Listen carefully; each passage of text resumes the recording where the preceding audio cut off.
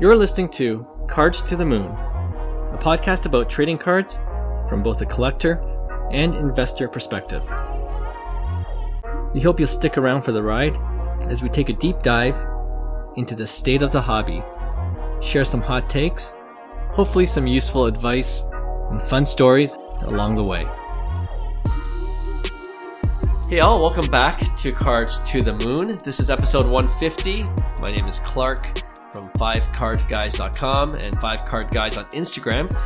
With me co-hosting as usual is Hyung of Integrity Sports Cards and John, who is Trade You at Recess.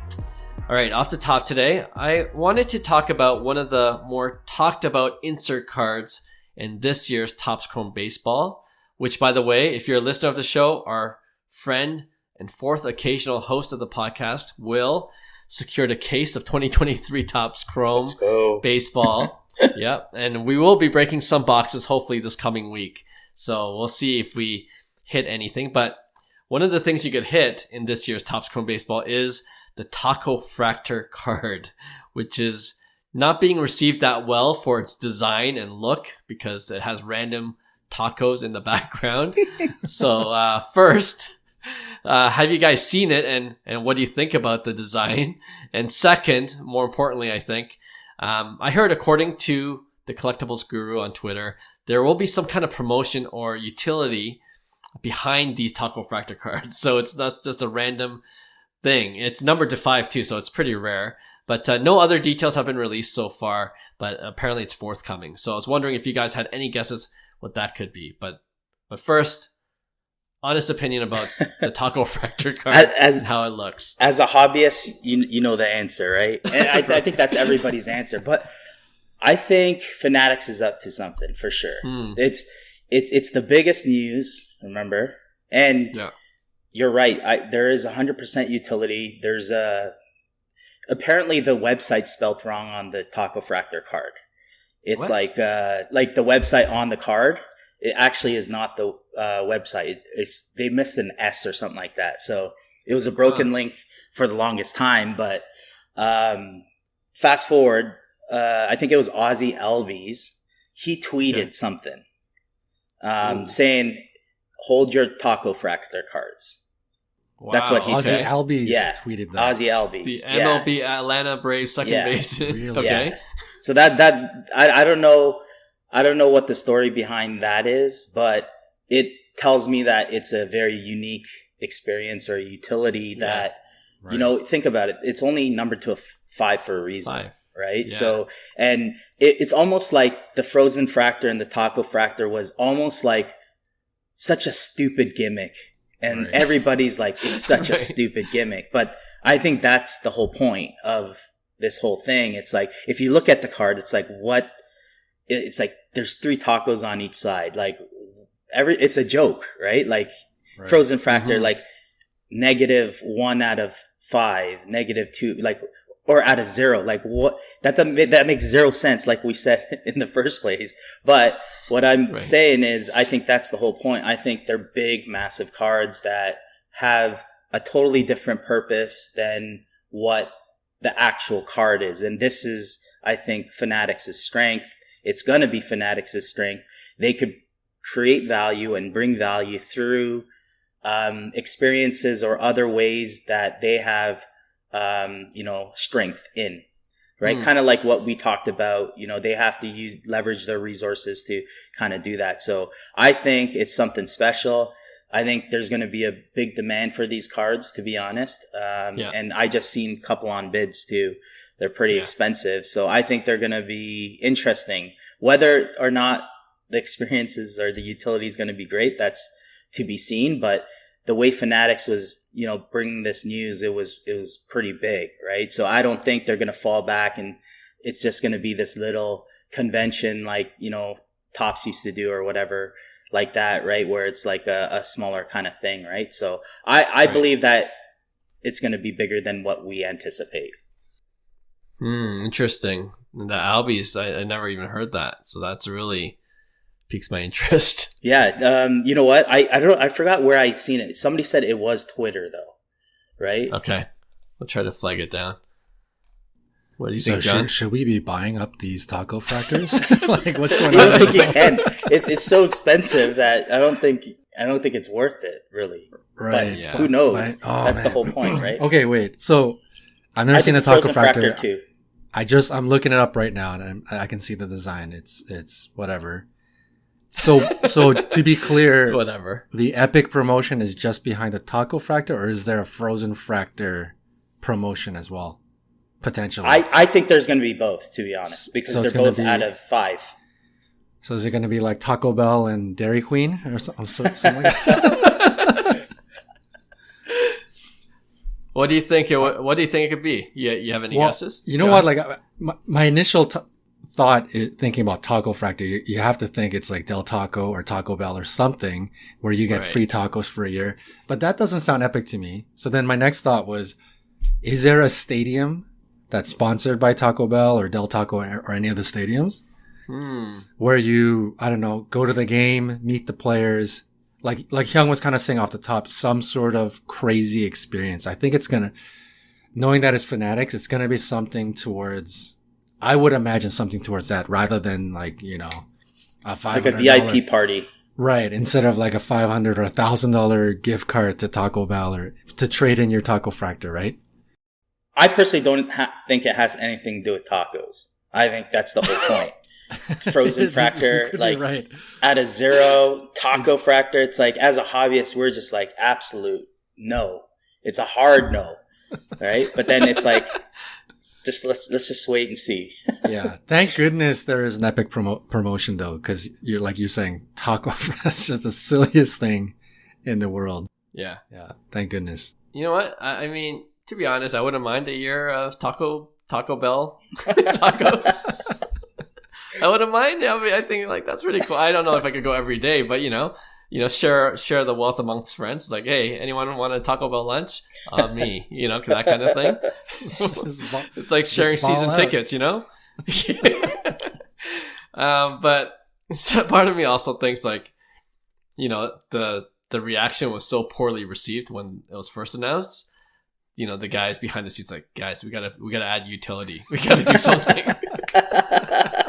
Like, guys, we're gonna look like idiots, but if we do this, we're gonna look like geniuses. That's what we said. It's either they're gonna look like absolute idiots or absolute geniuses. It's the polar opposites. They're pulling the Beckett. Yeah. Just kidding. Yeah, and I mean, like, it makes all the sense in the world that the Frozen Fractor would be treated the same way. Right. Because the reaction to that was quite negative as well. So. Yeah, I'm curious to see what it actually is, but that's pretty funny. All right, let's get right into hobby headlines. So, John, you brought to our attention one of Jeremy Lee's recent YouTube videos where he took a deep dive into the world of hobby content and some of the issues with it. You guys should check it out on the Sports Card Live YouTube channel if you haven't already. It was a pretty good discussion that he had with a guest. But it's not a new topic because you hear all the time things like how influencers are bad for the hobby, blaming anyone with so-called influence in the hobby for pump and dump schemes, and not just with cards, but with different hobby services like loans on cards and fractional ownership. Remember when that was huge? And now that's kind of, gone by the wayside. Yeah, just blaming all those people that really were heavily into those things, and then there's questions of what's ethical and unethical when it comes to promoting anything in the hobby space as an influencer or really any hobby content creator, even ourselves, where we consider ourselves hobby content creators, especially with this podcast. So lots we could talk about here, but I wonder if we can just start by getting your high level view on the hobby content space, right? Like, do you think we're in a good spot now in terms of the hobby content that's out there, or do you find it pretty toxic like some people do? I think in order for you to find good hobby content, you have to know what's toxic, right? I think when you have an unregulated, market, I think that's one thing. It's tough because you can't start dictating who gets to say what. I think part of the thing that we have to see it as is if there are people that are not great for the hobby, I think it's just showing us something, you know? Right. And I think it's better for us as individuals, as hobbyists, to kind of do your own research on everything. So if an influencer brings something up, it's just bringing it to light so that you could look into it, right? And the truth will always be there at the end of the day. And we could blindly look into things and then blame others for doing it. But at the end of the day, you got to look at the way our world is being run and how impactful the influencer marketing is. And it happens in every industry, not just the card industry, right? So sure. I think as a hobbyist, you know, the people make the community. So I think majority of people have great morals, great ethics. They believe in the right thing and they will call out malpractice in the hobby. I see it everywhere on Facebook. It's a great community. So I think we can't go and start blaming people you know, saying that they're so toxic and they should, you know, stop. You know, I think those people will eventually take care of themselves. That's the way it always is. And it's our due diligence that we have to do on our individual part as well as the community, you know, keep each other accountable and make sure that, you know, we're doing things right for the hobby, or at least the intention it is. It's not saying it's always going to be right, but this is how we learn and get better from it at the end of the day. And I always see it in that perspective because I don't want all of a sudden a policing happening. You know, this is, I think, the complete opposite of what we as, you know, Americans, Canadians believe in, is that, hey, this is what you believe, your perspective, you're free to share it the way you view the situation, right? And then you count the small fractional percentage of, you know, the bad apples that take advantage of this. But like I said, in the long run, I think they will eventually take care of itself because as we get better as the hobby, we kind of move forward. We don't stay the same. And that's kind of like what we've been seeing the last year or so. So, yeah, I can see that. You know, I brought up this this topic because as I was listening to Jeremy Lee, which is he does an entire series, a bunch of these series, like issue with hobby content, issue with this and that. Right. So go back for listeners, go back and listen to that stuff. It's great. But the fact that the topic are influencers like a problem in the hobby, like that seems so absurd to me because, like, number one, I think a lot of people are unfairly labeled as influencers, and it's really hobby. They're just content creators, right? They're not there to like influence people. And I mean, not to give anybody credit or discredit, but let's be real. Like Jeff Wilson is probably one of the bigger content creators out there. He has high production value, puts a lot of dollars and effort and people and manpower behind all of his production.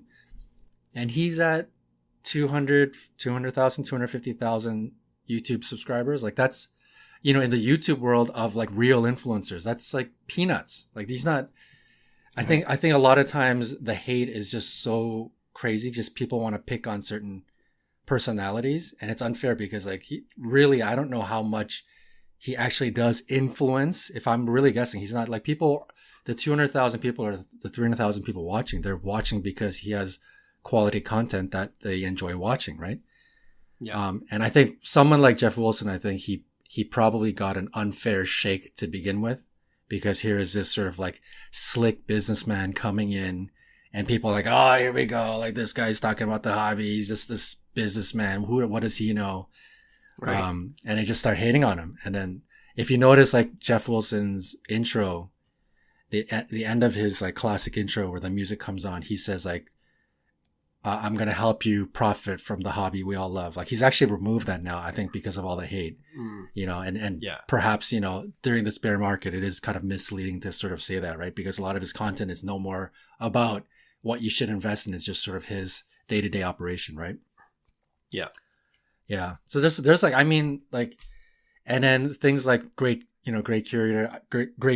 Like I follow his stuff and it's great. And, you know, people accuse him of pumping and dumping Star Wars or pumping and dumping WWE, you know. And I don't know if most people understand what pump and dump is. Like pump and dump is where you're, you know, like Great Curator, no offense to him, he's you know, a lot way more than he's an actual content creator, but he's got 10, 20,000 followers on IG. Maybe he's got more now. But we're looking at, you know, YouTube creators that have 4, 5, 50 million subscribers. And the real pump and dump is when you say, oh, we're going to hold Shohei Ohtani to the moon.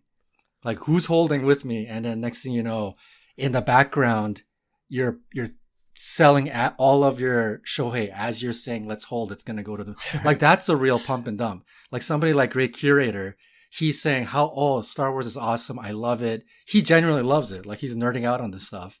Yeah. And then on his show, he's not hiding it in the background.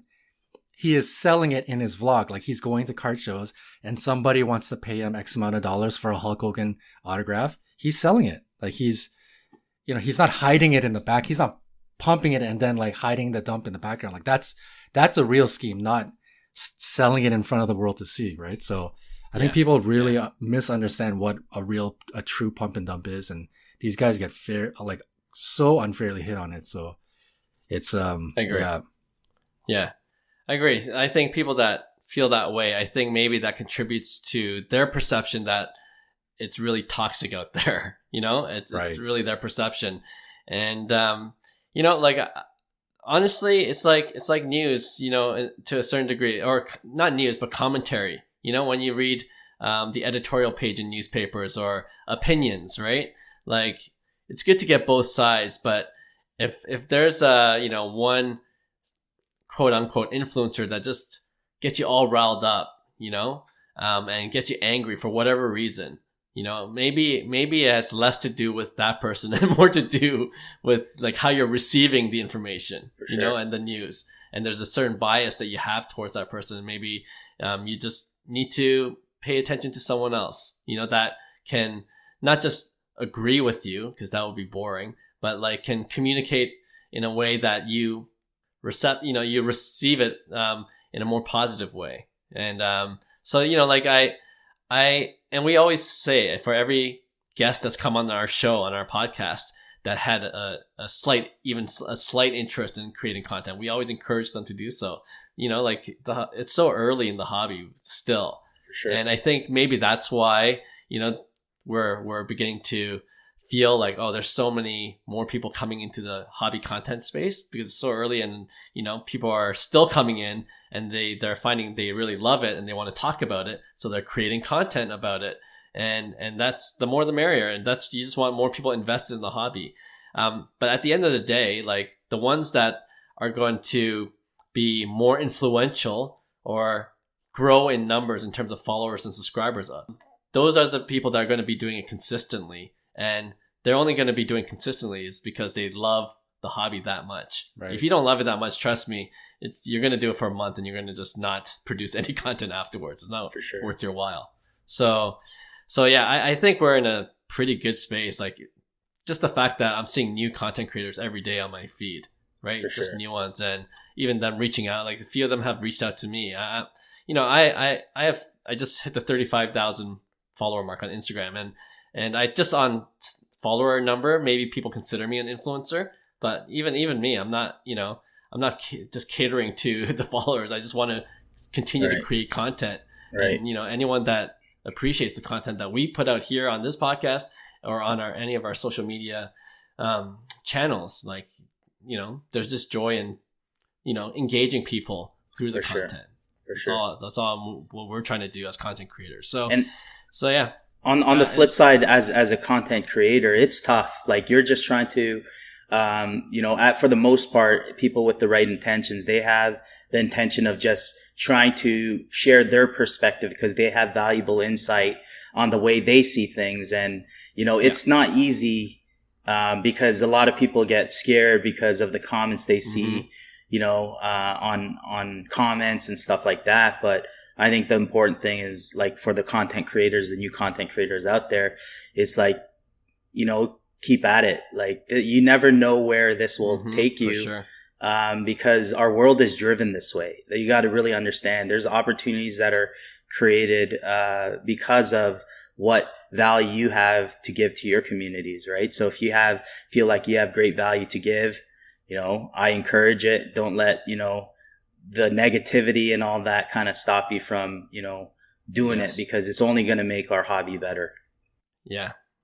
I'll tell you like a short story where when I started 5 Card Guys and I had like maybe like 100 followers, early on. And then I started that because I'm like, wow, there's a lot of great cards out there. A lot of them are higher end, but I'm like, I'm going to just start posting one a day that I love to look at and then, that are up for auction. I can't afford most of these, but maybe someone else can, and they would appreciate it. And then in the caption, I was just saying like, check out this card. It's up for auction if you're interested on eBay by various sellers.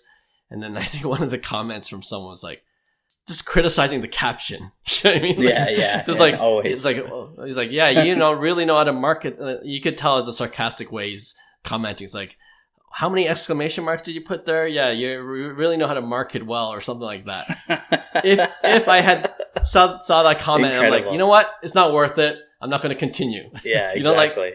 The thing is, like, a lot of people will stop because of that stupid comment. Yeah. You know what I mean? For sure. But like to your point, Hyung, if you like what you're doing and you know that, other people, you think that other people might appreciate it despite this one idiot that's just putting you down for no reason. For sure.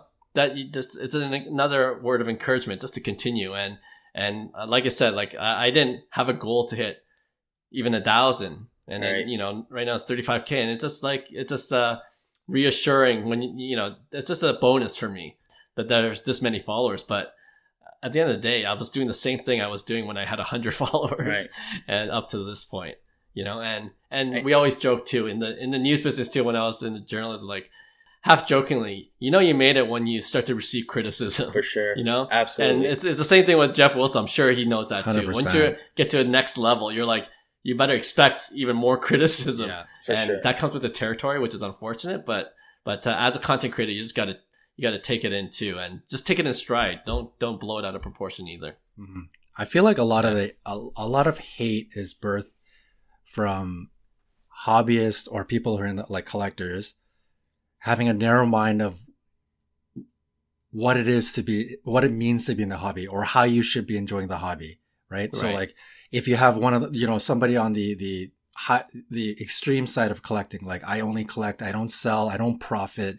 This is what we call the hobby, not creating content, not buying and selling, right? Like this is the hobby. And I think that's where a lot of hate can be birthed. And I think people need to understand, like Hyung was kind of mentioning at the top of this topic, how you should be able to, on your own, start to weed out and understand who is here for the right intent and who isn't. And when you watch somebody like Jeff Wilson or the great curator, like you can genuinely see that they love the cards that they're collecting, like when Jeff Wilson has his eye on a card on a show, like I know right away he's going to get suckered into paying a lot of money for that card, because you can tell he wants it as a collector. Like he's genuinely enjoying it. And I think once people start to understand that this hobby, what we call quote unquote the hobby, can be enjoyed in many ways. You can enjoy it as a collector making sets. You can enjoy it as a collector only going for high-end cards. You can enjoy it. You may not even collect cards and only create content. But that is a way to enjoy the hobby. And even somebody like, do you guys know Roth Cards? Yeah. He is like a complete flipper. Like he's a flipper, right? Like he'll get a card and he'll be like, oh, I love this Justin Fields. Like, I can't believe I have it. I just paid $10,000 for it. And literally 2 minutes later, he sells it to somebody for $10,300, makes $300. And he just said he loved the card. But hey, like he's enjoying the hobby. Like the flipping is his enjoyment of the hobby. And he genuinely is having a great time with it. Like you can enjoy the hobby in so many different ways. And I think when you're stuck on a mindset of like, no, the only way to enjoy the hobby is like ripping packs and completing sets, or I don't know, like you have a narrow mind of what it means to be the hobby. Like that's when the hate starts to come around. So like, I think once you have an open mind about there are just 1,000 different ways to enjoy this hobby, I think that's when people are going to be supportive of anyone and anyone out there You know, even 100%. flippers and even people who are, you know, like walking into Walmarts and trying to like make money. Like, they're enjoying what they're doing, right? No issues. Yeah, 100%. Yeah. It's, I think in that episode that we talked about with Jeremy Lee, actually when he was on our show, when he was talking with us, you know, he said, like, if you're authentic and you have something to talk about, and even if you have an expertise in a you know, a niche part of the hobby, like, why not start a podcast? You know, why not talk about it if you enjoy sharing that kind of stuff with the larger audience? So yeah, I think that's really true. And even with Samuel C. Evans, we just played his episode last week, and you know, he's just a collector and he's just sharing stories, and you know, that's his thing. You know what I mean? So yeah, to your point, John, too, I agree. There's so many different ways to enjoy the hobby. And you know what? Like, you're going to have difference in opinions too. You know, like, there are things that I don't agree 100% with other collectors, but I don't think that they hate the hobby more than I do, or like the hobby more. You know what I mean? Like, we could both love the hobby in a different way, and we could have difference of opinions on certain issues within the hobby. But that doesn't, you know, it doesn't mean you need to hate that person and bring him down at any point, right? So yeah. Do you think content creators are integral to the growth of the hobby? 100%. Oh yeah, 100%. Absolutely. Because like I said, it's like, how do you get to where the hobby is going to be in 2026? Right? How do you get there? There's going to be a lot of trial and error. There's going to be a lot of new companies come up. There's going to be a lot more influencers come up. There's going to be a lot of influencers that leave. Right? And as that happens, that's where it's paving us to get to kind of like that future where that ideal hobby space is, right? And it's the people that ultimately create the hobby space, right? Mm-hmm. So as long as we focus on, you know, us as individuals, we become better. You know, I think it's inevitable that we have, like I said, we got to get out of this mentality that the hobby is run differently than the way capitalism in the world operates. It isn't. It's a different marketplace within the same structure of the way we operate. So, you know, social influencing is massive. It is the driving force of, you know, our society today. So it's almost like we need better people to step up and keep on producing what they're good at, and maybe they could make the hobby better or get to where we need to be as a collective group. Yeah, I asked this question because, you know, there are people that are like, oh, there's just too many influencers out there. We need less of them. And, you know, like, that's the gripe. You know what I mean? Right. Like, but they don't give you the answer to it, though. That's the problem. It's like they're basing it on their opinion. Like, oh, because I'm listening to a bunch of junk. It's like, if it's bad, then start one that is good. Right. Or don't listen to that person. Yeah. Right. You have that choice. Right. But that's what I'm saying. And that's the common kind of denominator that I see outside of the hobby market. Right. The people that complain about things are the reason why the hobby's not going forward.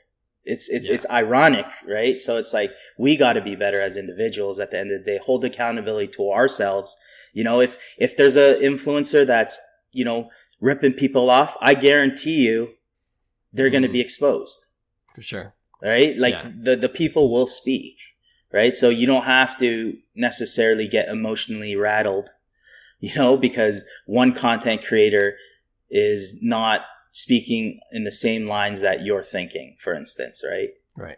Yeah, for sure. And I think something you said earlier that resonated with me is that, you know, with content creators, more content creators, like, it just keeps the dialogue going within the hobby. And, you know, when new things happen, like, you want to hear different points of view. You want to hear what different people think about Fanatics events, or, know, how Fanatics is running things. And then I think that also influences Fanatics themselves, like the organizations that are coming up. They're like, oh, what are people saying about us? Yeah, absolutely. Right? And then, you know, a smart company will pivot when necessary, or take a lot of these comments and, you know, go through a lot of these content to make their future decisions, because this is the people that they're trying to impact within the hobby. For sure. And how are you going to do that if we have less content creators, you know, when we're like silent on all these issues. No, you can't. There's no way of improving it quickly with just few content creators. Like, that's why the internet's amazing, right? Like in the news business, when I came up, there was only a few publishing companies and they filtered everything, and you got to either believe them or, you know what I mean? And now it's more democratized, and it is so much easier to start your own podcasts or make a YouTube channel, right?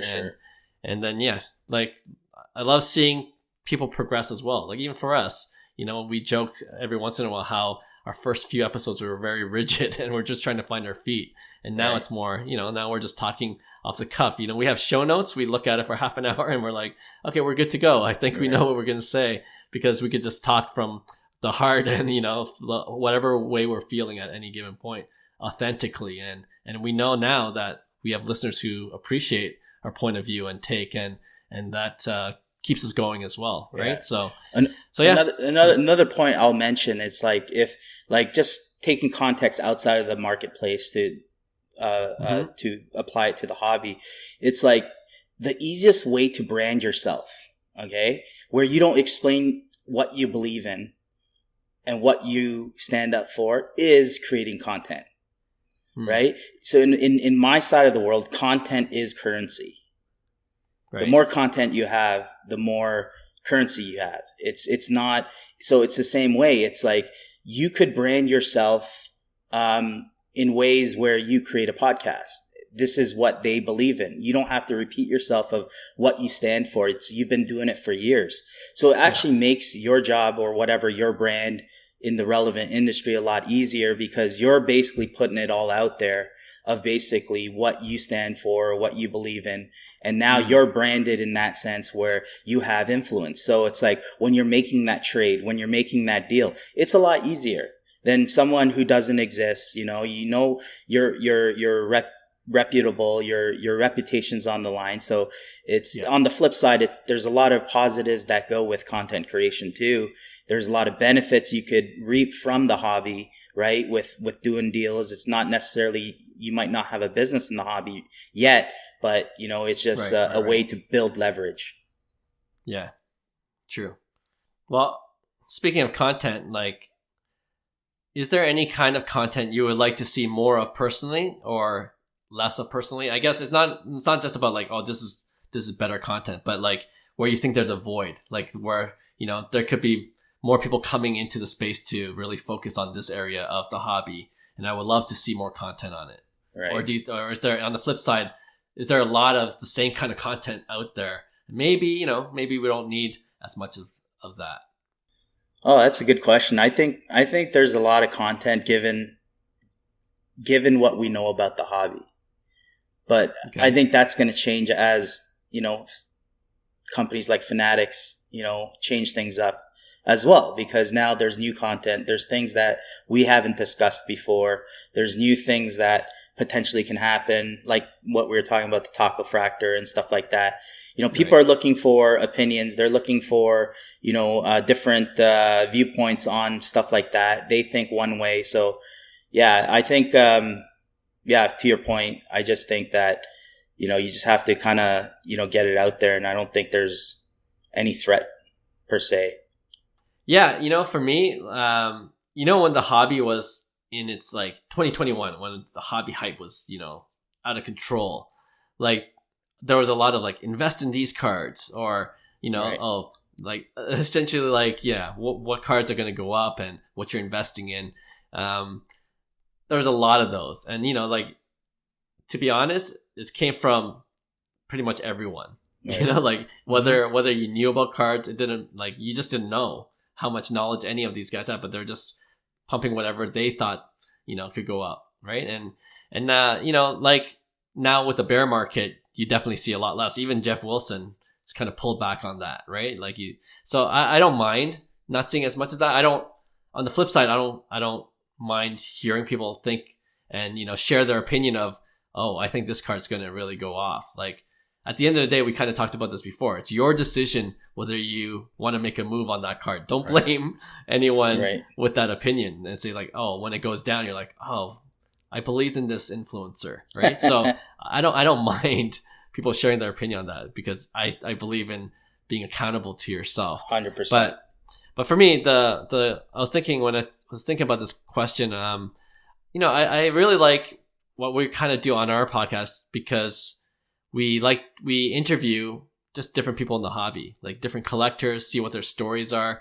Maybe because I was a writer before, like I like to go more in depth with people, and the podcast is a perfect format for that. Right. So, and we got to know a lot of people through this podcast and through my website as well. So yeah, I think as we go along, just putting a spotlight on some of the, everyday collectors, especially the ones that have, been around a while. Like, you love hearing the different stories, even some of the guests that we brought on, like just a tidbit of information I never expected to hear in terms of their experience, and that's always cool. So moving forward, I hope, we can produce that content and we could hear more of that content from other creators as well. And I'm beginning to see more of that too. Like, Denny's doing a great job. We always bring him up, but like him interviewing different people within the hobby, that's something I like to see more of too.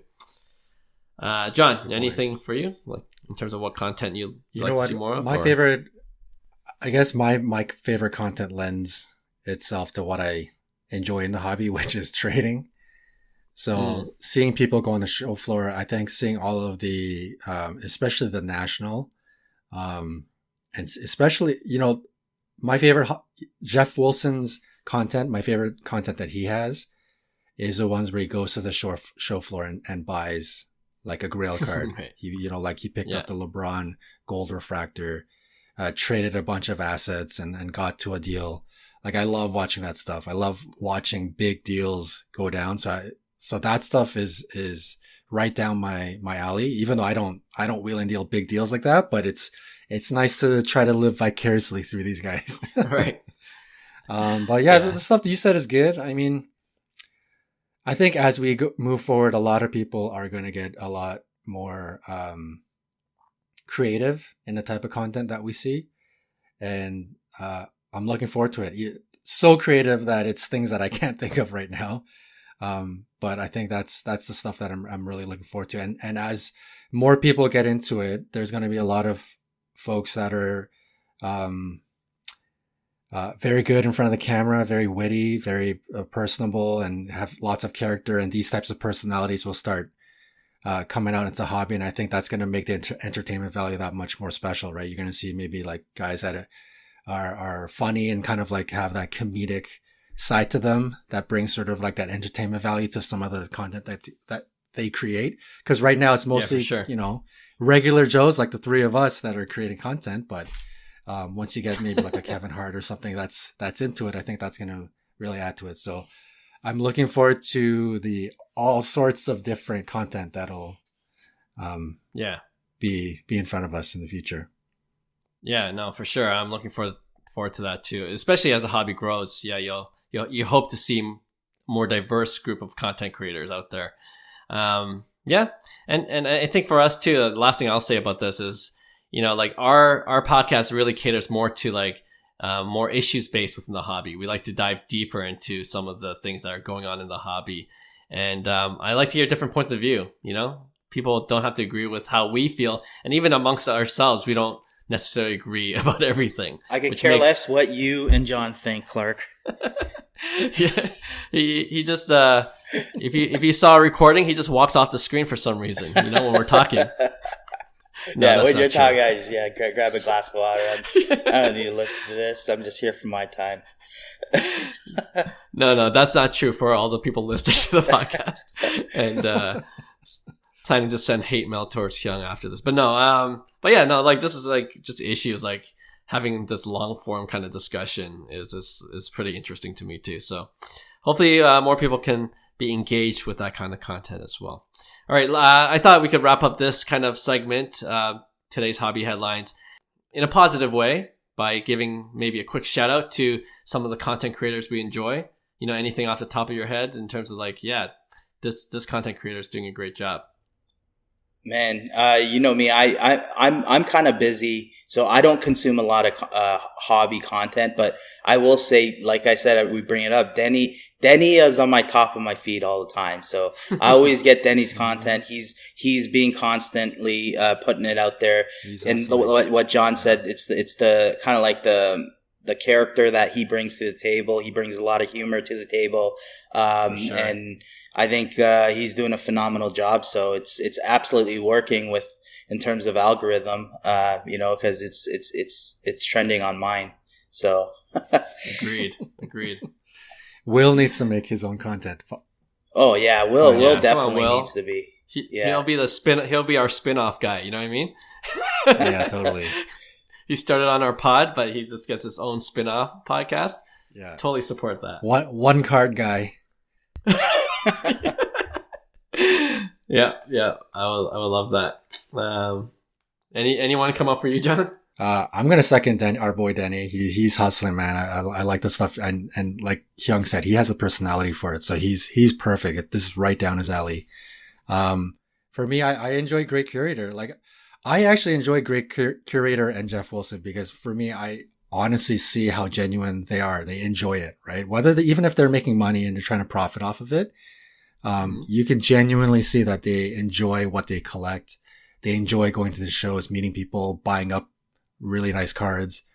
Yeah. And then, Neo Cards and Comics, got to give him a shout out. I really like his content. He's very articulate in the topics that he talks about. Yeah, he's a good follow for sure. Cool. Yeah, I agree with all of those. And I'll just add, this might be from out of left field, but Rick Probstein, he puts out content. Like, I find it pretty... He has some incredible stuff, man. Yeah, like, he has a unique point of view. Like, running one of the biggest consigners in the space right now. And just going through his thought process sometimes and just showing off some of the cards that come in. Like, I love seeing that stuff. And sometimes he just does a Q&A kind of video, like things that you always actually wonder about. And then there are the occasional funny ones where, like, I've been seeing more of this lately, unfortunately, but like, when things get sent in and it's just poorly packaged, you just see, like, some of these cards are just damaged or they somehow barely survived. It's like, wow, some people don't know how to send packages or send cards the proper way, but only he would have that perspective because he receives a lot of these shipments too, right? So makes sense. Anyone that's in that space where they have this unique perspective, I think Probstein's one of them. So yeah, that's my shout out. Okay, let's go on to our next segment. It's another round of quiz show. Okay, so I got 4 or 5 hobby-related quiz show questions for you, like I've done before with you guys in previous episodes. So let's see how many of you guys get correct this time around. All right, so let's start fairly, I don't know if it's easy, but more of a simple question. Which city, well, we're talking about the National before in a previous episode, and as the National goes on, as we're recording this episode, we know that it's going to happen in Cleveland next year, Chicago the following year, and we talked about, it being in Atlanta possibly in 2026. But if you look back, it's been a kind of a rotation between those 3 cities, right? Cleveland, Chicago, Atlantic City. But I don't know if you're aware that in 2010 and 2012, it was in another city that hasn't been mentioned yet in this episode. Which city hosted the National in 2010 and 2012? I wouldn't even know. I'd be guessing. So. I'll give you a clue. I'll give you a clue. East. So it's the theme of East Coast, right? It's not going to be West. It's got a Major League Baseball team. Okay. I'm going to say Baltimore, Maryland. Okay. I'm going to say Boston. Boston. Okay. Good guesses. The correct answer is Baltimore. Nice. 2010 and 2012. Hyung. With the first question correct. Yeah. All right. Second question. A 2017 Panini Prism Gold Vinyl rookie card of Patrick Mahomes, numbered to 5, and graded BGS 9.5 Gem Mint, during the hobby hype in October of 2021, sold for nearly $400,000. The question is, what was this card bought for back in April 2018, 3 years earlier? Oh, wow. So and I'm going to give you three choices. Three choices, okay? So multiple choice. A, $500. B, $1,000. Or C, $2,500. Wow, that's all a great deal. I'm in. Yeah. He's like, I don't care what the answer is. Yeah, They're I'll all take good it. deals. God dang, I don't even want to say 500. I'm gonna go with 1,000. Okay. 2018. 2,500 seems a little specific. I'm gonna go 2,500. Maybe it was one of those, you know, how multiple choice questions, they throw one that's kind of specific, but it's just to throw you off track. Give it to me, Clark. The correct answer is 500. Oh, wow. That is incredible. Jeez. $511.78 to be exact. How many hands did that cross between $500,000 and $400,000? That's a good question. But it actually resold. That $400,000 card sold for 99,000 cards in 2022, I think. Yeah. I was going to say divided by 5. Yeah. Yeah, that's a good divisor for sure. Okay, question number 3. So the new tennis sensation, if you guys don't know, his name is Carlos Alcaraz, right? Doing really, really well. And if you don't remember, NetPro came out with this, you know, they came back and released 2022 NetPro Limitless cards. It was a match-worn patch autograph card. Right. Okay? Of Carlos Alcaraz. It has 1 PSA 10. So the pop count of a PSA 10 is 1. Right? It sold for $2,500 less than a year ago, obviously, in 2022. But it sold earlier this month for how much? Oh, man. So this was at release? Like I think Pro. So. It It was has to be close to release, yeah. What year was that? This 2022. The past year. Yes. So I'm gonna say it's down half. Down. Yeah. No. On release. He gave away a clue. Hang on. It's definitely up. Yeah. 2,500. I could have sworn remembering that was like a crazy sale. Maybe there was a 1-of-1 version. Yeah, I don't know. I don't know Carlos Alcaraz's prices. He's young. He's super young. So I'm guessing it's the same trajectory as the hype that always happens with, you know, young guys in the chase, right? So, but your reaction is telling me it's increased. I'm gonna take that clue and I'm gonna pick 4,500. All right. I shouldn't have given away that clue. You're right. It sold earlier this week for $22,000. Holy jeez. So he's just like Shohei. Some cards are going up even during this bear market. So we need to get on NetPro, huh? We're like no. What's NetPro? It's an exception to the rule, I think. But I only brought this up because I've been seeing Carlos Alcaraz highlights lately. That's all you guy see. Is incredible. Yeah, he's incredible. That guy is incredible. Yeah. I wouldn't have thought is like giving him. I wouldn't have thought tennis cards would have boomed the way I guess they are. Just to have this type of sale, I know you have it in like the old school, 1-of-1s and stuff like that. But yeah, it's pretty great. Is it still a pop 1? I believe it's still a pop 1. Oh, yeah. To be fair, I think Carlos Alcaraz is pretty much the only one in terms of tennis cards that are going up. I was going to use another question. I can't find it now, but Naomi Osaka, her, the perforated edges, Sports Illustrated for kids, I believe that went down literally 99% in value, a PSA 9 version of that. So we got John. John has the exquisite. Yeah. No? Osaka? Call it Chloe Kim. Oh, Chloe Kim. Oh, that's right. Yeah. Sorry. Different sport. Yeah. I remember you said something. See, Hyung really doesn't pay attention when we're on this podcast, eh? No, you sent something to my mailbox. I still haven't brought it in. Oh, send something. Send something. Got it. Yeah. Okay. I thought you said something. All right. Okay, 2 more questions. 4. What year did PSA start grading cards? 1991. I think it was late 90s, right? I'm gonna say 97. 97? Okay. The correct answer is 1991. Wow. Yeah. Hyung is on it. It was the Mantle story. Yes. Those are very big during that time, right? That's what kind of made PSA. True. All right, and last question. Which card has a higher market cap currently?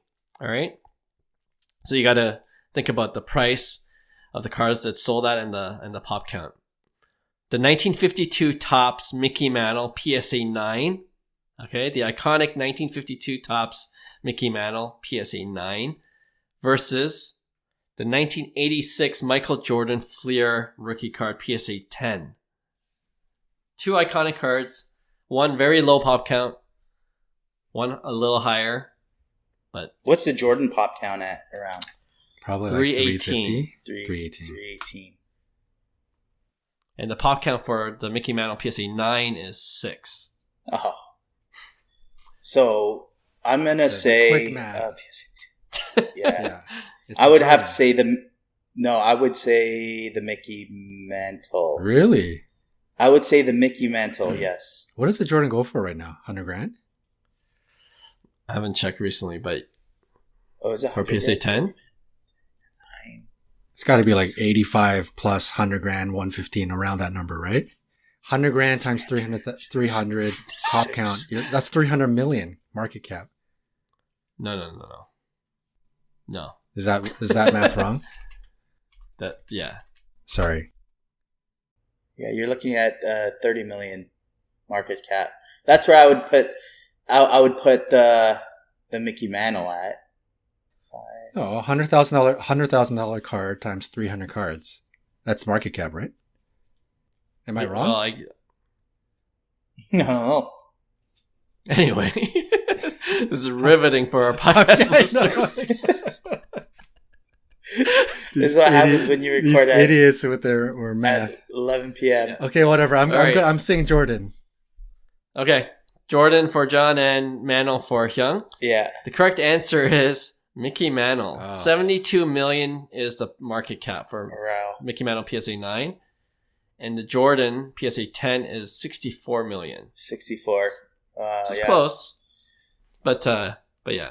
That makes sense. I thought that was interesting.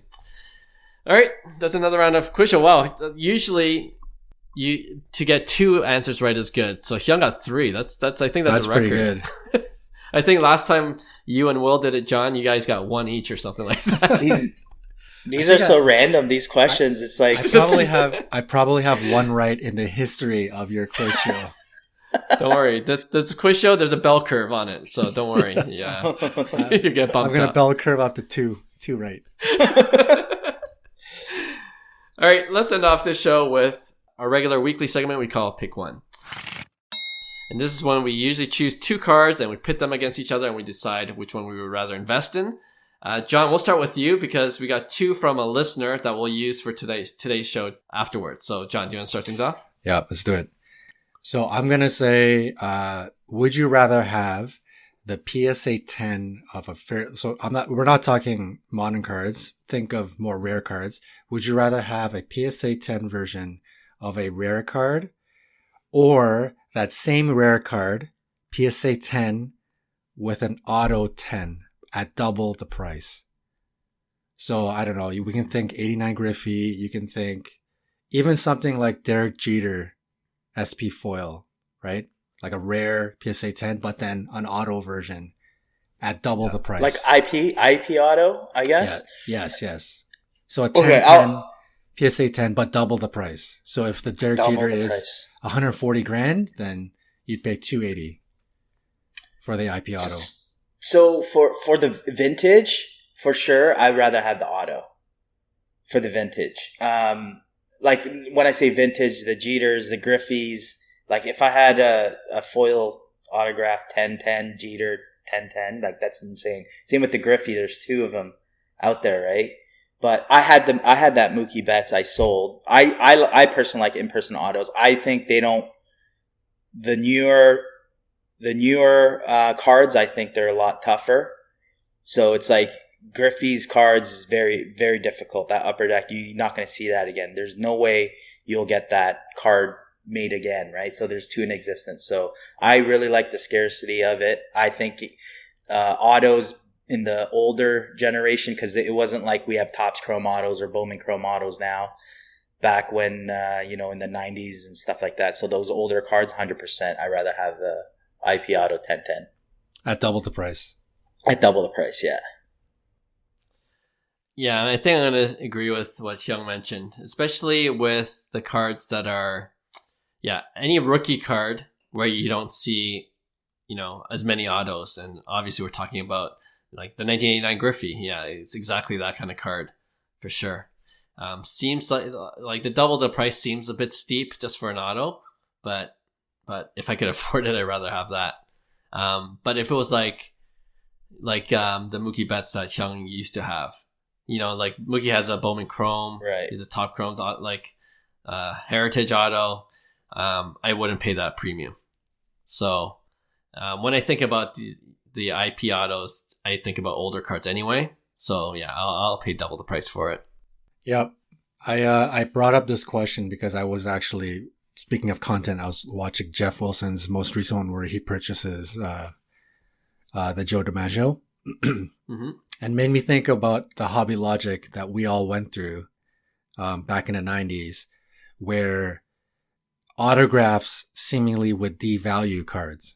Because, well, I mean, number one, a lot of times autographs were in ballpoint pen, which would obviously indent into the card, so you'd have a condition issue.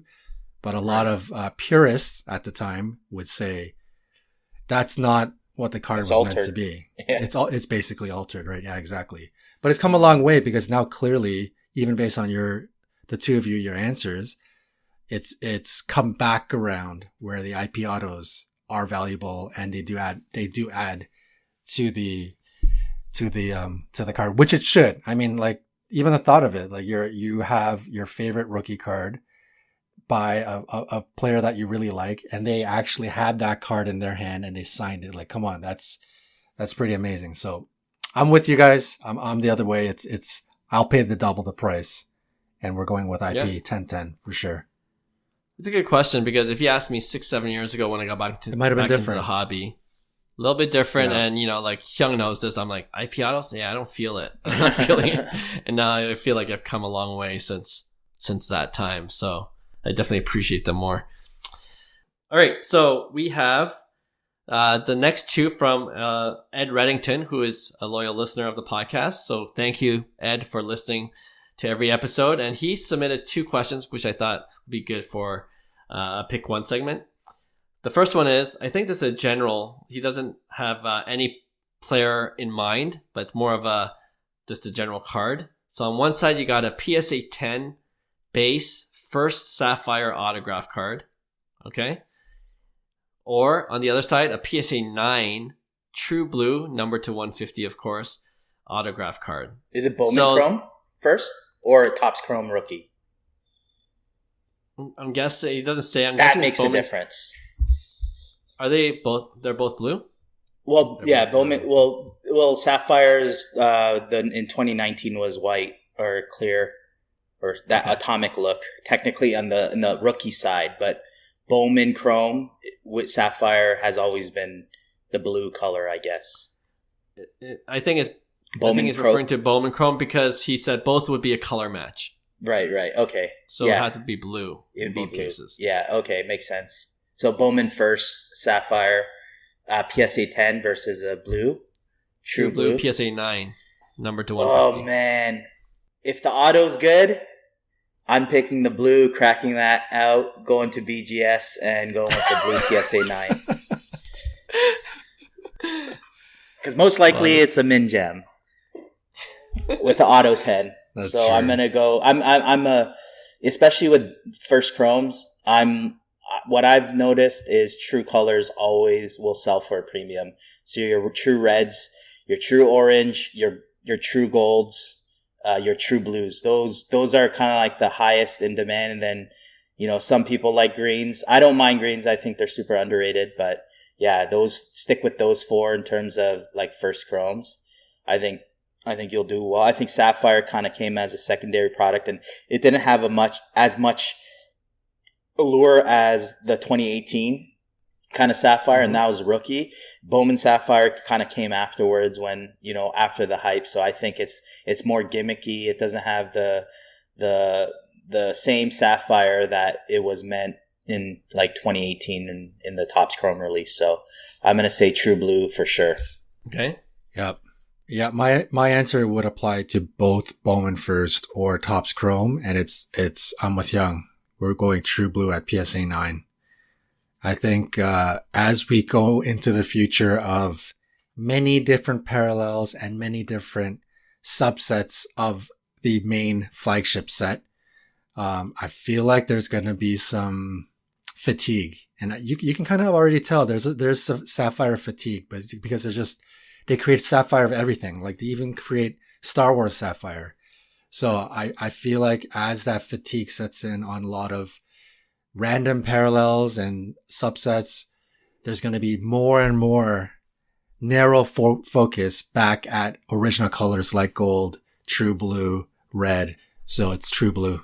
Easy answer. Yep. Ed, it's going to be a true blue sweep. Even if I couldn't crack out the PSA 9 and try for a BGS 9.5. In this market, I've been saying it all along. It's numbered. That's already enough for me. And then plus everything you guys said. So like for me, it's a no brainer at that point. Sapphire looks nice, but yeah, in terms of investment purposes, I would go with the true blue. Right. 2018 is the exception.